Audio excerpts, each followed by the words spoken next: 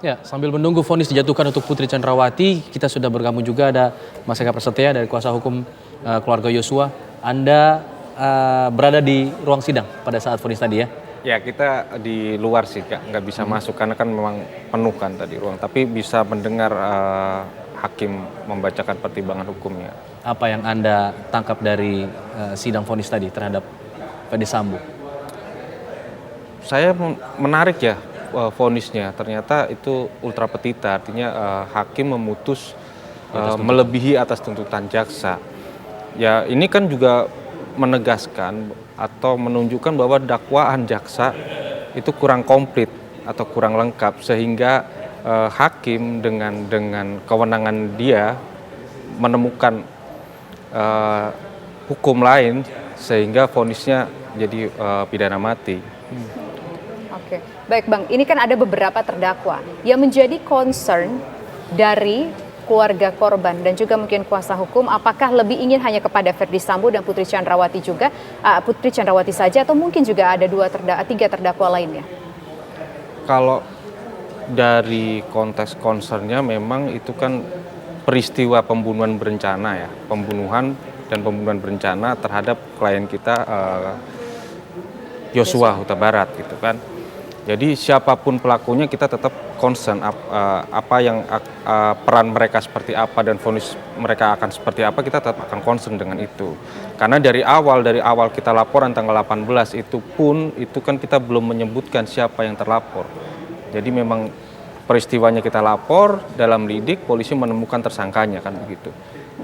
Jadi bukan memilih si A, si B, si C yang kita perhatikan lebih, enggak. Semua yang ada di dalam berkas perkara itu tetap kita perhatikan.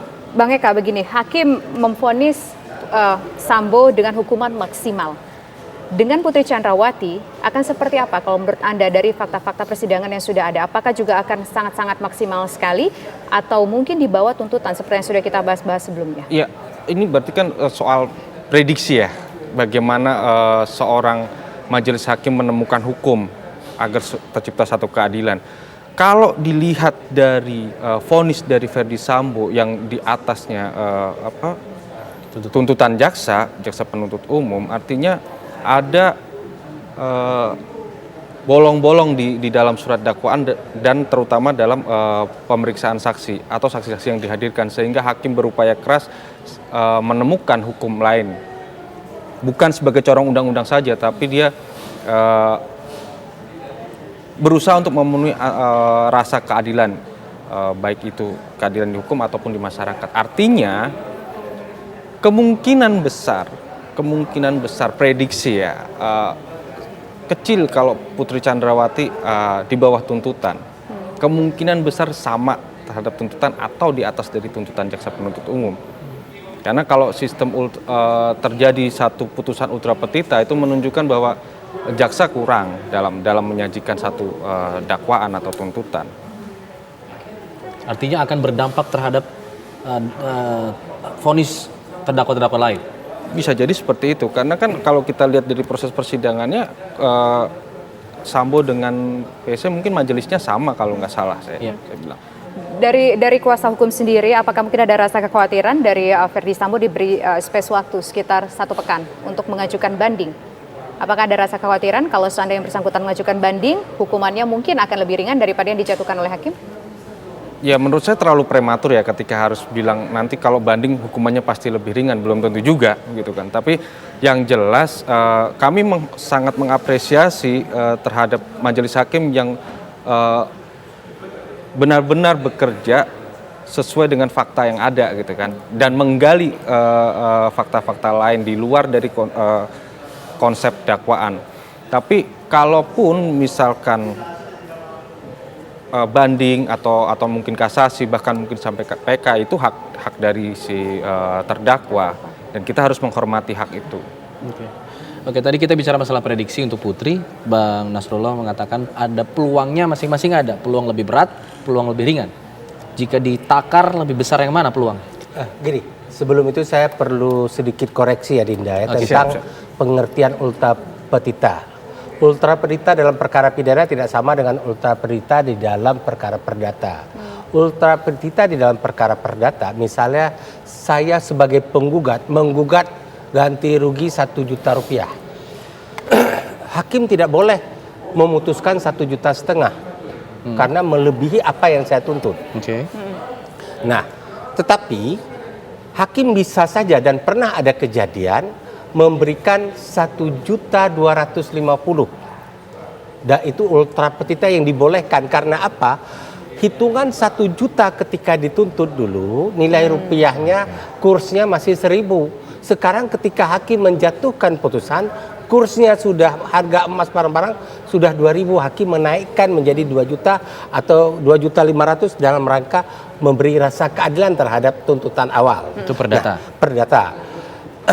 Nah, dalam perkara pidana tidak terjadi ultra petita di sini. Terjadi ultra petita apabila hakim memutuskan melebihi yang diatur dalam undang-undang. Nah, yang dimaksudkan ultra petita yang disampaikan oleh Adinda ini adalah hakim memutuskan melebihi yang dituntut oleh jaksa penuntut umum. Oke. Hakim tidak melanggar hukum di sini karena ada ruang yang sudah diatur oleh pasal 340 itu antara 1 hari sampai maksimum mati. Nah, kemudian tadi Adinda juga mengatakan dakwaan jaksa kurang lengkap dan kurang komplit ya.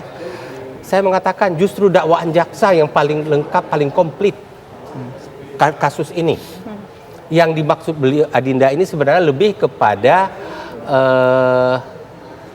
tuntutan jaksa terhadap hukuman. Bukan dakwaannya. Bukan dakwaannya. Kalau dakwaannya lengkap loh, didakwa semua sampai berlapis. Kemudian menjadi alasan hakim di dalam memutus. Dakwaan pertama dianggap terbukti, primer loh. Dakwaan kedua teranggap terbukti dan bukti-bukti yang digunakan oleh hakim di dalam memutus ini sama dengan yang dihadirkan oleh jaksa.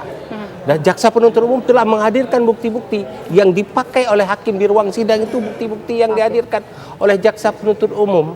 Nah, kelebihan jaksa penuntut umum dan hakim ini adalah dia bisa melengkapi unus testis nullus testis. Kan selalu dikatakan oleh beberapa rekan penasihat hukum lain ya yang mengatakan wah nggak bisa ini unus testis apa itu Bang artinya? Unus testis nullus testis. Jadi satu saksi bukan saksi katanya. Okay. Itu juga terjemahan yang salah. Okay. Secara akademis satu saksi tidak cukup sebagai alat bukti untuk menghukum. Okay. Satu saksi tetap saksi. Okay. Nah, jadi awalnya kan dianggap unus testis tidak bisa dihukum diadili ini. Baik. Karena nggak ada. Tetapi jaksa penuntut umum mampu menghadirkan rangkaian alat bukti lain. Oke, artinya ya, baik lengkap. dari CCTV sehingga hakim juga menemukan itu. Oke, Nah, pertanyaan Alfa tadi belum terjawab, nanti akan kita lanjutkan baik. Bang ya. Kita harus jeda terlebih dulu. Sejenak pemirsa, diskusi masih akan kami lanjutkan dan kita juga akan memantau bagaimana berjalannya sidang vonis terhadap Putri Chandrawati hari ini. Tetaplah bersama kami.